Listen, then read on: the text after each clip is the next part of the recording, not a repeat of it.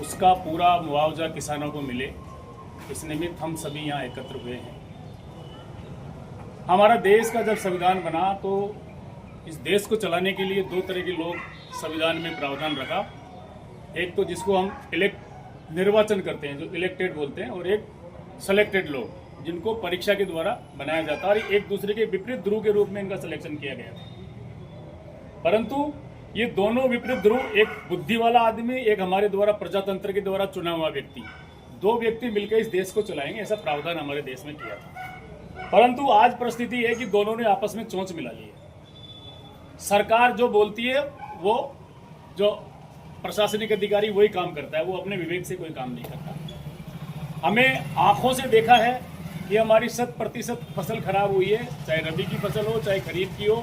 और अभी चावल की फसल खंडार तहसील में सभी जगह हमने 4-5 जगह देखा है, पूरी फसल खराब है। जब प्रशासन से बात करते हैं चुनाव फसल खराबे की, तो बोलते हैं हाँ हम इसका 90% देंगे, 80% देंगे, 40% देंगे। परंतु अंत में जाकर ये उसको इतना डिले करते हैं कि इसकी जब रिपोर्ट भेजते हैं तो वो 33% से कम जाती है।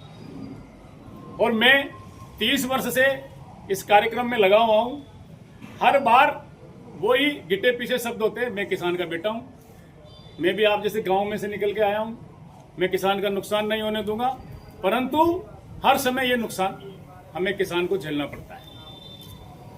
आज हम कितनी भी कम संख्या में हैं, हम 100 के बराबर हैं ये समझे।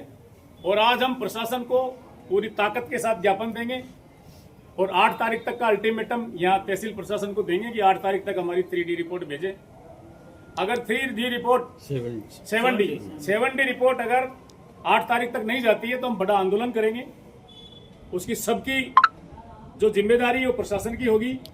किसान हर समय शालीनता के साथ में विनम्र हिसाब से रहता है, परंतु इन लोगों को ये पता है कि किसान कभी संगठित नहीं हो सकता, किसान अपनी अपनी दिशा में जाता है। और उसकी मजबूरी भी है किसान की, क्योंकि नौकरी पेशा वाला आदमी को तो 1 तारीख को उसकी तनख्वाह आ जाती है, पैसा आता है। किसान को उसी खेत में से पूरा परिश्रम करके उस पत्थर में बीज उगाकर पैदा करना पड़ता है, तो उसके लिए उसको काफी परिश्रम करना पड़ता है। हम कभी कभी ये सोचते हैं कि किसान हमारे साथ नहीं है, परंतु उसके साथ बहुत सारी परिस्थितियां होती है। फिर भी हम वरिष्ठ कार्यकर्ता जो संगठन को समझते हैं, उन सभी से एक आग्रह है कि हम किसानों को समझाएं, बताएं। और हमारा काम वो है उत्प्रेरक का। जैसे दूध को गर्म करके उसके अंदर छाछ का जामुन लगा के दही जम जाता है, तो ऐसी तरह से हम उत्प्रेरक का काम करेंगे। किसान तेरी आवश्यकता यह है, किसान तू रहेगा मौन तो तेरी सुनेगा कौन। तो